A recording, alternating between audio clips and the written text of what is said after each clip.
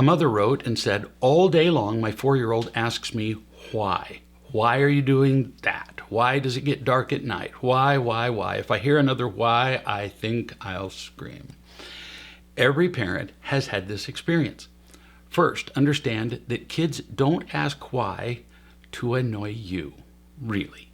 Their minds are just developing. The world around them is uber fascinating, and they want to understand everything. We all want to know stuff, especially kids. But there's more here than curiosity.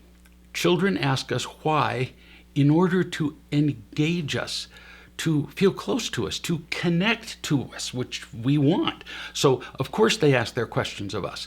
And yes, I understand how exhausting it can be to hear questions fired at you like machine gun bullets.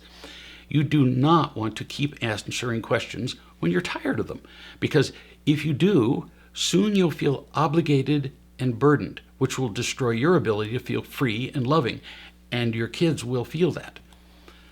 What can you do instead of feeling frustrated? You could tell your child just to stop asking questions, but that's going to feel unloving and tend to eliminate or limit their curiosity. We parents must learn to be more creative. It's our job. There are many ways to answer questions other than just endlessly supplying answers, which children can now get easily from electronic devices, Alexa, for example, and artificial intelligence apps.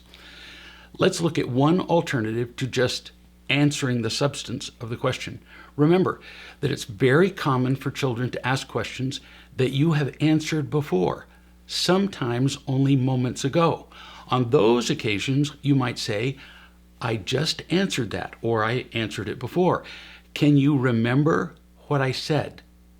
This encourages children to pay attention to what you say and to remember it. And if you do that, you're going to discover that a lot of times they do remember what you said before. Like I said, they're just trying to engage you.